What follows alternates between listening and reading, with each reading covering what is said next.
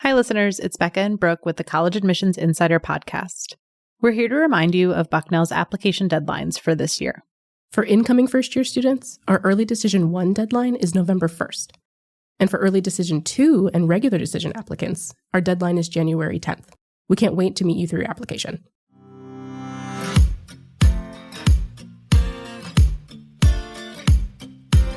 Maybe you've spent years volunteering with Habitat for Humanity, helped establish a community garden in a food desert, or raised a significant amount of money for a medical organization close to your heart. These kinds of passions can follow you to college, where you can continue to get involved and even receive funding to do it. Perhaps you've never had a chance to participate in community service, but would love to start after high school. At a college with rich civic and community engagement opportunities, the options are endless. I'm Becca Haupt-Aldridge from Bucknell University. And I'm Brooke Thames, also from Bucknell. In this episode of College Admissions Insider, we're talking about how you can translate your passion for service into amazing college experiences. We'll cover the different types of engagement opportunities you might find at college, how to best present your past service activities on your application, and how you can even receive scholarships to continue your engagement work as a college student. Here to break it all down are two Bucknell staff members, Lynn Pierson and Carrine Phillips. Lynn directs Bucknell's Office of Civic Engagement, while Carrine serves as an Assistant Director of Admissions, serving prospective students in Connecticut and New York. Welcome to the podcast. Thanks for having us. Yeah, excited to be here. To start, let's hear a little more about your role at Bucknell. Lynn, can you fill us in first? Yeah, absolutely. So I currently am the director of the Office of Civic Engagement, as was mentioned before. I've been in this office for almost 13 years in a variety of different positions, working with food programs, other outreach opportunities, community service, federal work study program. In addition to being the director, I'm still overseeing our Shepherd Poverty Internship program that takes place each summer, and also still overseeing our Community Engaged Scholars program as well. Carrine, how about you? What does your work entail? Absolutely. So I work in our Office of Admissions as an assistant director. I oversee the territories of all pretty much of upstate New York, as well as the entire state of Connecticut. I am also on the on-campus recruitment team, and what that translates to is helping to assist our daily operations, overseeing our ambassadors. I am also the director of our summer camp program that we have the last week of June every year, called the Bucknell Academy Summer Experience, or BASE for short.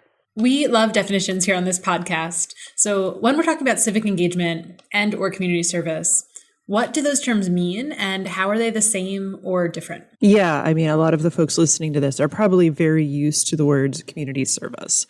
It's something that is still very much in our vocabulary. The field is going a little bit away from saying things like community service. They're moving to more language about engagement opportunities or community engagement. So community service or service denotes more of a kind of a one-way charity model. So you're doing for. And what we like to do is engage our community partners. So when we say community engagement, we're doing with them. We're listening to them, and they are partners, absolutely, and they are co-educators. And so we really like to make sure we're always engaging with them and talking to our students about, talk to these folks. They're the local leaders that really know the priorities in the area. So take this opportunity to engage with them. So what are some common ways that high schoolers can participate in community engagement? I believe that there are tons of ways for prospective students to engage in community service, community engagement in any element, either in their school or in their local community. We see students engaged in academic-based programming, whether that's National Honor Society, FBLA, Future Business Leaders of America, Model UN. There are tons of more academic-based programs for students to not only obtain the knowledge that that organization is focusing on, but then also potentially dedicate time to their community, doing different service projects, enhancing different areas, whatever that group decides they want to do for that year or for their long-term program. We also see students who are engaged in more community service, more community-oriented programming, such as Boy Scouts, Girl Scouts, volunteering through local nursing homes, hospitals, their local VFWs, Veterans of Foreign Warfare organizations, Rotary clubs. National Charity League is fairly popular, something that I see in my territories that students are participating in. Service League of Boys in upstate New York. Key Club. There are tons of ways, kind of both in those elements of academic and community-based, that I do find are common ways for students to engage. And in what way are these types of activities valuable for a high school student? These activities, they're often referred to as high impact activities, really help students do a lot of hands-on learning about their local area, but that's also very applicable to kind of the larger national and world platform as well. It broadens their perspectives just overall outside of what they might be experiencing day to day. We often hear students talk about how their community engagement helped them develop skills like leadership skills, a sense of belonging, empathy, time management, things like that. Or they learn some very tactile skills like cooking, or they learned how to garden. So I think it's much broader than a lot of folks typically think. I think we're all really familiar with this kind of caricature of the high school student who plans to go to college and is really packing all of their free time and their resume with all of these different community activities to kind of help them give them, what they think might be a boost. But is being so involved with all of these different community engagement opportunities, is that required for students who are applying to college? Are students who don't have this kind of experience at any kind of disadvantage compared to others who do? Absolutely not. No student is required to engage in community engagement or to have a smorgasbord of things that they're involved in. We recognize that students have different levels of engagement, right? Whether that's in their school, in their sports, in their local community, within their home, their family life. Maybe they're caretakers for elderly members of their family. Maybe they are taking care of younger siblings while their parents are gone or other things are happening, and that prohibits them from being involved in these civic engagement opportunities, although I would argue that having those familial responsibilities are still giving you similar benefits to what you would experience in civic engagement work. Maybe they have a part-time job as well. We recognize that every student is coming from a different walk of life, and they will not be at a disadvantage if they do not have volunteering or Model UN on their extracurricular lists when they're applying to colleges. All we really want to know is, what are they doing? How are they spending their time? What are things that they're passionate about? That's really what we want to see. We don't have a certain criteria that we're examining to make sure that something is there as we're reviewing applications. And so, Carrine, you mentioned a slew of different organizations and types of community engagement that students might do throughout high school. And then Brooke echoed this idea that students might rack up on service hours because they think it'll give their application a boost. So from the admission side, is there a secret formula or a secret recipe? What's enough? What's typical? How much are you seeing? And what distinguishes a good applicant in this area from maybe a not so great one? Absolutely. So we get this question often in admissions of, should I have more? Should I have less? And truly, there's no secret recipe. There's no secret formula of how many opportunities, involvement you should have in order to equal a positive decision to a college. As I mentioned before, we're really interested in seeing students who are engaged in things that they're passionate about. The thought of quality over quantity. Maybe a student is involved in a multitude of activities because they really have diverse interests and they want to be able to explore that while they're in high school. Perhaps that's beginning their 9th grade year, their 10th grade year, and those 2 years are exploratory. So by the time their junior and senior year come around, maybe they're narrowing their interests down because they found something they're passionate about. Or maybe it's still a larger amount because they do have varied interest. Other individuals might have their niche and they might have the idea of what they're passionate from the very beginning. And so perhaps their list is a little smaller, but they're dedicating years and years to that respective organization, that respective experience. So there's truly not one that's better than the other. However, seeing students who are engaged in it for a period of time, not just 2 months, maybe 1 hour a week, and they can cross it off and say that I did that. We want to see students who are coming back to those respective groups, again, organizations, experiences, and reflecting on it and sharing some things that they might have learned, whether that's in their essay or other parts of their application. At the end of the day, truthfully, colleges and universities want to bring students onto their campuses that are going to get involved in what they're passionate about and involved in what that university institution offers. I promise you that college students don't just go to class, eat, sleep, repeat. They're all also involved in other things, and I can attest Bucknellians are similar in that regard, that they're all involved in other elements across our campus. And truly, that's what admissions wants to be able to do, is bring in diverse, talented, unique individuals that will not only enhance the academics, but also our social community and culture that we have. I will say that in the similar element vein to the previous question, those popular engagement activities, again, not necessarily saying that these are the end-all be-all, but most often we do see students who have those familial responsibilities, part-time jobs, involved in Boys or Girl Scouts, school clubs, organizations, they're involved in sports teams, maybe they're coaching and they're volunteering there. So there's truly a lot of elements that students can engage in their time. And I promise one is not better than the other. That evaluation process you described there, Carrine, really sounds on par with the holistic application review process that schools like Bucknell go through. It really is about the quality of what you do in high school and the ways that you're able to communicate why that matters to you. Shifting our focus to past the application process, a student who is really passionate about community engagement has gotten into the school of their choice.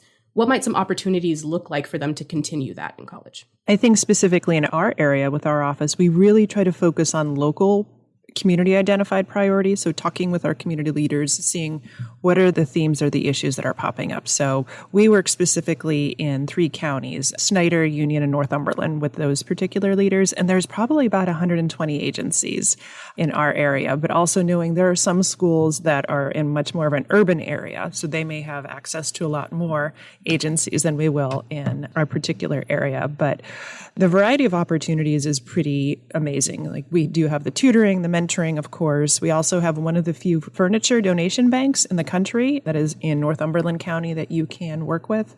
We also have students that work with poverty alleviation, some environmental work, and a lot of community organizing, which is really great to see students take on those leadership opportunities. And what about for the students who want to take it one step further? Are there ways for a student to combine their academic interests, whether it might be environmental studies or sociology or political science, with service or an engagement opportunity or some type of project? Yeah, absolutely. So Bucknell is rich in research opportunities, especially the summer research opportunities too. So we have a grant and research program through our office where students can work with a faculty member on something that's a priority. Lately, we've been seeing a lot of environmental opportunities come up through research, specifically in our area. We also offer 20 or 30 classes a year called CEL and CBL. So those are community engaged learning or community-based learning courses. And that's a course that incorporates community engaged work as part of the curriculum. So there will be some classroom pieces of that, certainly, but then they will go meet and work with community leaders on a project or something of that nature. So they really have the opportunity to get immersed. Some students that have community service federal work study in their financial aid package can use that to work off campus at our nonprofits.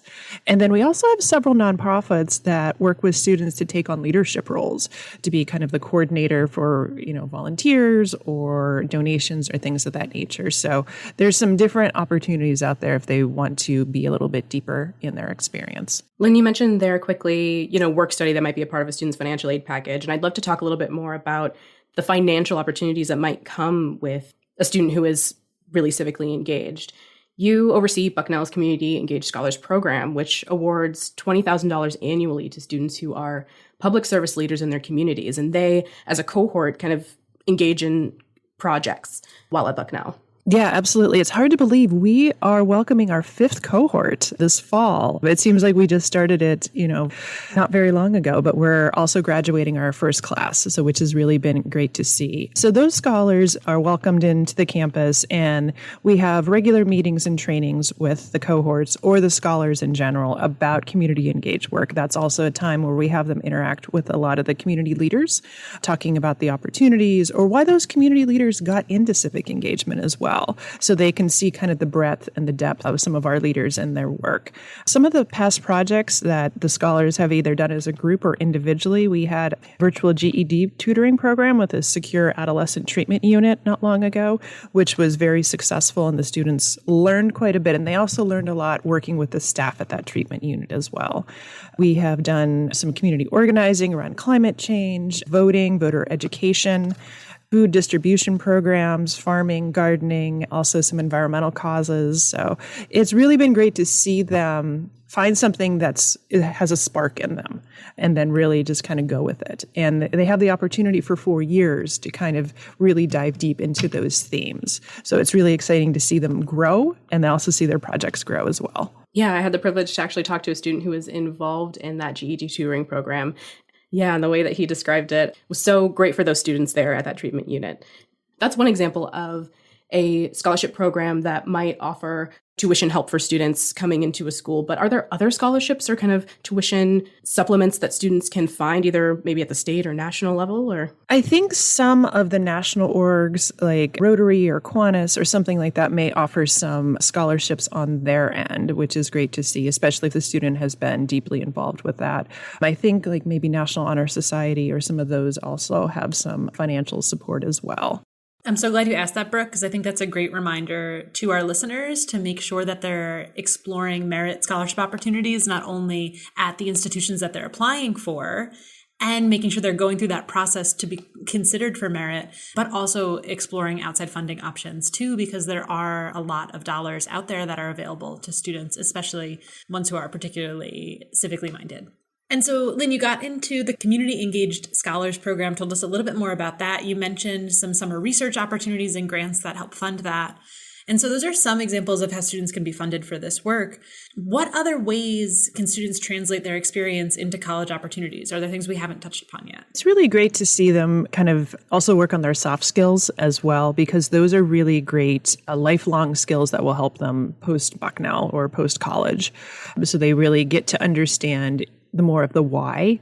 Why do we have hunger? Why do we have poverty? And they get to see that from a variety of different ways with the different classes they can take or the different research opportunities there might be out there.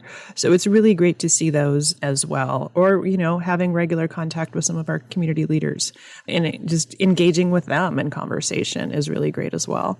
I butchered the responses because I wasn't sure how to respond to it, but I can add in a couple of things to tag on what Lynn just shared. I think students who may be looking to have a global and broader perspective than just what they experience on campus are also able to take those civic engagement experiences and the soft skills that they've been able to develop and take that with them when they think about studying abroad and impacting whatever community they may be entering across the world, across the globe, across the nation, whether that's involving immersing themselves in food banks and where they're entering, or they're perhaps focusing on environmental climate change as they go to different places. So I think students are also being able to translate the things that they've learned through civic engagement to future careers, future abroad experiences, other clubs, organizations that they may be involved with on campus, research opportunities, as well as just their friend groups, sharing the information that they learn. As we know, peer-to-peer relations and peer-to-peer knowledge is very strong across institutional campuses, and I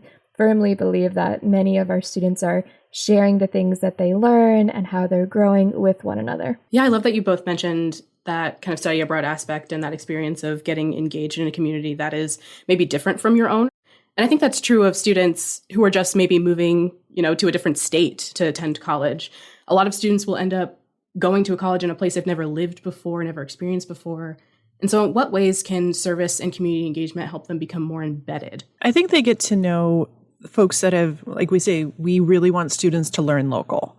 And that is talking and engaging folks that have lived here forever, or their families have been here for multi-generations, and understanding kind of the history and the context of our particular area. We're a river town. We also had a lot of big industry, some of those interesting factors. There's a lot of farm country in our area, for example.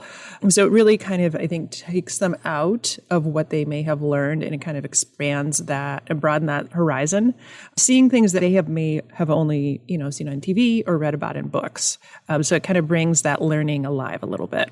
Yeah, I would add on that I think that it can be a springboard for a feeling, a sentiment of community-based living and learning, not only in their first year, but as they continue throughout their remaining years when they're on campus, getting involved in community engagement on our campus, in our local area, in local areas to our institution. Students are exposed to other students with similar passions, maybe different passions and interests, people they might not have met on campus otherwise, as well as meeting people that they might not have ever thought about interacting with. I know we have a very dominant incarceration program with our sociology department, as well as civic engagement. So those are potentially individuals that our students may have never met before in their entire lives, but they're gaining a new perspective interacting with that respective program. So I think it's a great way for our students in general, to meet new people, foster friendships, build roots in the local community and be able to explore in different ventures that they're interested in. Yeah, and I think that's a really interesting point you made about kind of our inside out or incarcerated programs. Even the folks on the inside, it helps them build some skills as well, as far as empathy and relationship building, sense of belonging, that folks that they feel like they're always going to be judged, but that stigma isn't always there. So it's kind of, learning some other ones. Also, we have some prison gardens that are being created as well, which is super cool. So for students who might like to bring their passion for service to college, or maybe for those who have never engaged in this type of work, but would like to, what piece of advice do you have for them to get started? I think for me, a lot of it is certainly if there's something you want to continue, great.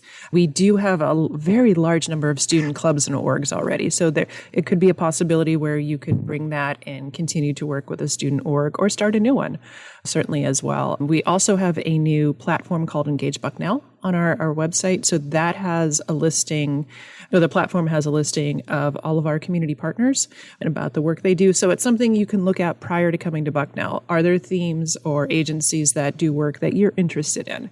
And you can also, once you become a Bucknellian, sign up for those opportunities there as well. So it kind of gives you a little bit of an idea of what there's offered and what the possibilities are. Yeah, to add on to Lynn's point, I think it's very important to keep an open mind and to not shy away from something that might be new or completely outside of your comfort zone.